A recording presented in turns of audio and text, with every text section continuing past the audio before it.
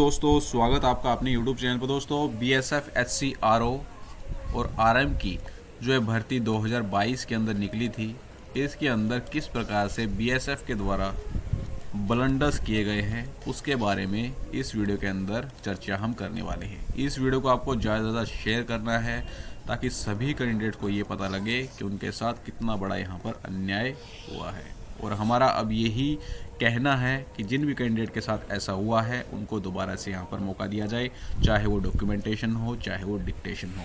ठीक है, तो चलिए एक एक करके हम देखने वाले हैं। यहाँ पर सबसे पहले आता है आपका ब्लंडर नंबर 1। तो ब्लंडर नंबर 1 क्या है?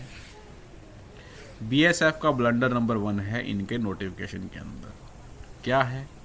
Education qualification. ऐसे ही BSF HCRO और RM का दोनों का हम पढ़ते हैं।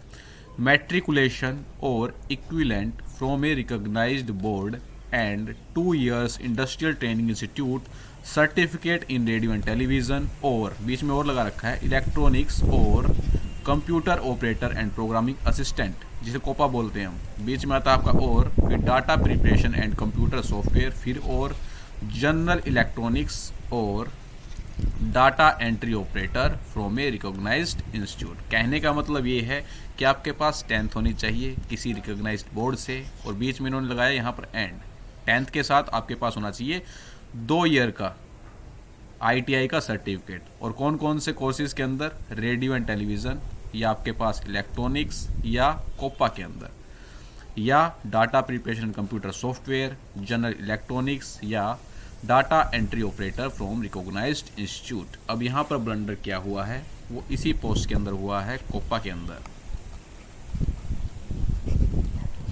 ये जो कोर्स है ये 1 year का होता है, लेकिन CISF ने जब नोटिफिकेशन बनाया तो क्रॉस वेरिफिकेशन नहीं किया। इन्होंने यहाँ पर मेंशन कर रखा है इसको 2 year ITI कोर्सेज के अंदर। अब वो कैंडिडेट जिन्होंने कोपा देखकर एप्लीकेशन फॉर्म अप्लाई किया था, एग्ज़ाम भी पास किया, फिजिकल पास किया, डिक्टेशन भी पास की यहाँ तक, लेकिन लास्ट में जब उनका डॉक्यूमेंटेशन हुआ है तब उनको ये बोला गया है कि कोपा 1 year का कोर्स है, तो आपको यहाँ पर डिस्क्वालीफाई किया जाता है।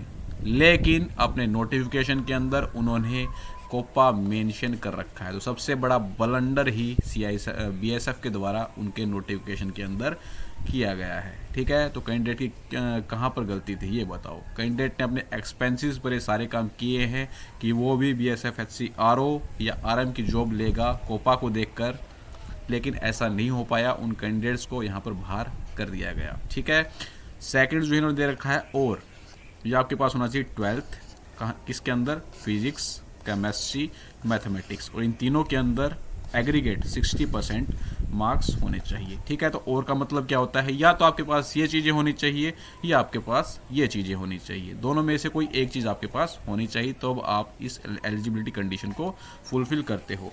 अब BSF के कुछ ऑफिशियल्स के द्वारा ही ये सुनने में आ रहा है कि और की जगह एंड होना चाहिए था। तो और की जगह अगर हम एंड लगाते हैं, यहाँ पर कहाँ पर भी आप एंड लगाइए, यहाँ पर इन्होंने एंड लगा रखा है and 2 years ITI certificate in radio and television. And अगर हम यहाँ पर लगाते हैं तो उसका मतलब सभी जगह पर लगाना पड़ेगा आपको एंड। तो उसका मतलब क्या है कि आपको 10th के साथ रेडियो टेलीविज़न भी होना चाहिए, इलेक्ट्रॉनिक्स भी होना चाहिए, कोपा भी होना चाहिए, यानी कि सारे कोर्सेज आपको किए हुए होने चाहिए, तभी आप इसकी एलिजिबिलिटी कंडीशन को फुलफिल कर पाओगे। तो पता नहीं किस हद तक ये जो नोटिफिकेशन बनाया था उसको किस प्रकार से क्रॉस वेरीफाई किया गया था। ठीक है, तो ये सबसे बड़ा अन्याय BSF के द्वारा किया गया है। ऐसे ही BSF HCRM के अंदर आपको एक कोपा वाली ट्रेड देखने को मिल जाएगी, computer operator and programming assistant, जो कि 1 year का कोर्स होता है, लेकिन BSF के द्वारा 2 years के कोर्सेज के अंदर मेंशन इसको किया गया है। ऑफिशियल वेबसाइट पर भी मैं आपको दिखाता हूँ, जो कि गवर्नमेंट ऑफ इंडिया की ऑफिशियल वेबसाइट है, ministry of skill development and entrepreneurship, director general of training. यहाँ पर आप देखोगे कोपा, और ड्यूरेशन जो होता है कोर्स का वो 1 year रहता है। ठीक है, तो ये सबसे बड़ा अन्याय BSF के द्वारा किया गया है। बच्चे ने कोपा देखकर एप्लीकेशन फॉर्म को अप्लाई किया था, अब उसका टाइम वेस्ट हुआ, प्लस में मनी वेस्टेज हुई वो अलग से। ठीक है, तो हमारी मांगे यही हैं, जिन भी कैंडिडेट ने कोपा कर रखा है, लगभग 30 अप्रोक्स कैंडिडेट्स को बाहर किया गया है जिन्होंने कोपा से एप्लीकेशन फॉर्म को अप्लाई कर रखा था। ठीक है।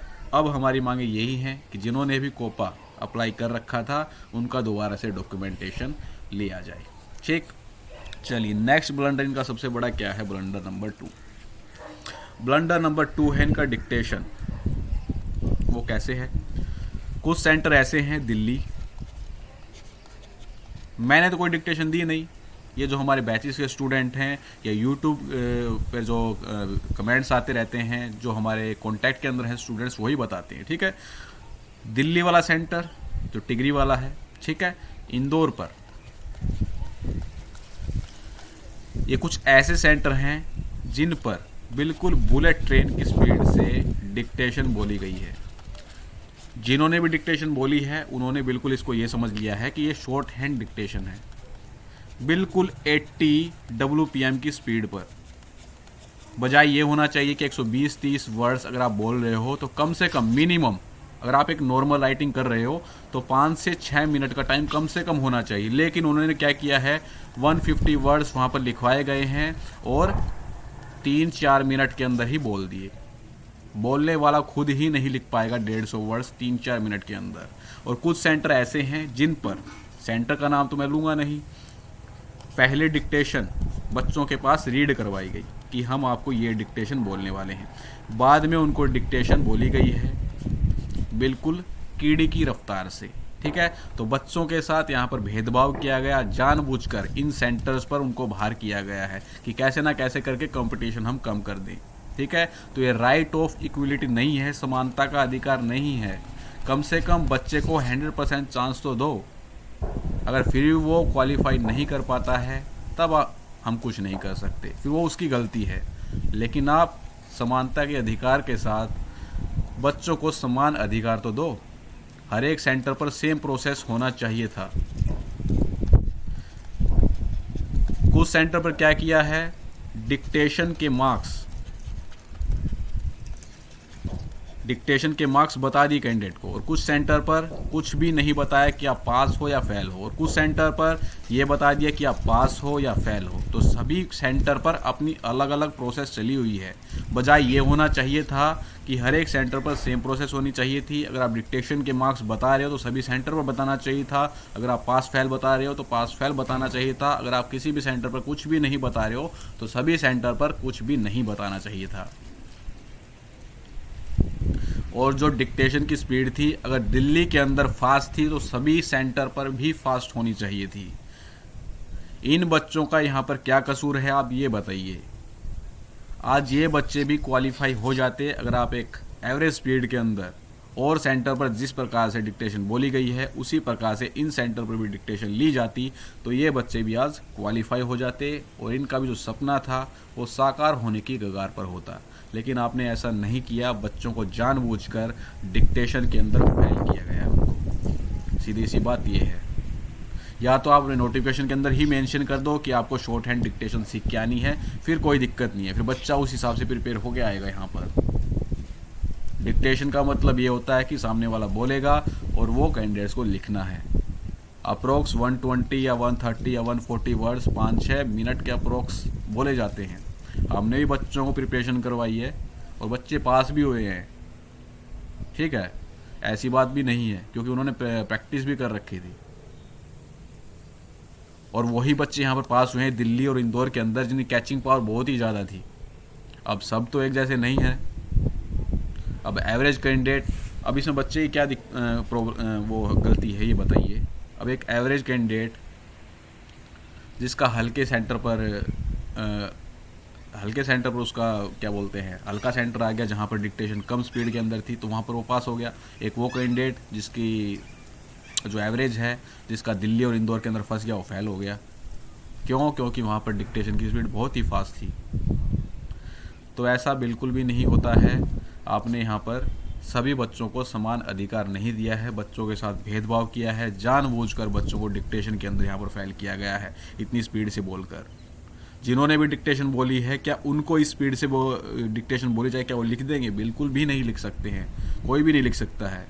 या तो आप मेंशन कीजिए शॉर्ट हैंड डिक्टेशन है, इसके अंदर 80 WPM की स्पीड से हम बोलेंगे, फिर वो एक अलग बात है। लेकिन एक नॉर्मल डिक्टेशन है, आप इतनी स्पीड से नहीं बोल सकते हो। इसका कुल मिला के रिजल्ट यही निकलता है कि आपको कैसे ना कैसे करके बच्चों को बाहर करना है। तो ये सभी सेंटर पर सेम प्रोसेस होना चाहिए था, लेकिन इनका डिक्टेशन में किसी सेंटर पर कुछ प्रोसेस चल रहा है, किसी सेंटर पर कुछ प्रोसेस चल रहा है। और जब इनका डिक्टेशन हुआ उससे पहले इनकी कोई मीटिंग तो हुई होगी कि इस स्पीड्स के अंदर हमें बोलना है, सभी सेंटर के अंदर रिपीटेशन वर्ड्स का नहीं होना चाहिए, लेकिन ऐसा तो हुआ नहीं। कहीं पर बुलेट ट्रेन की रफ्तार से डिक्टेशन बोली जा रही है, कहीं पर कीड़े की रफ्तार से बोली जा रही है कि कैसे ना कैसे करके आप पास हो जाओ, और कुछ सेंटर पर बाहर करने की पूरी कोशिश की जा रही है। तो ये टोटली पार्शियलिटी थी, ठीक है।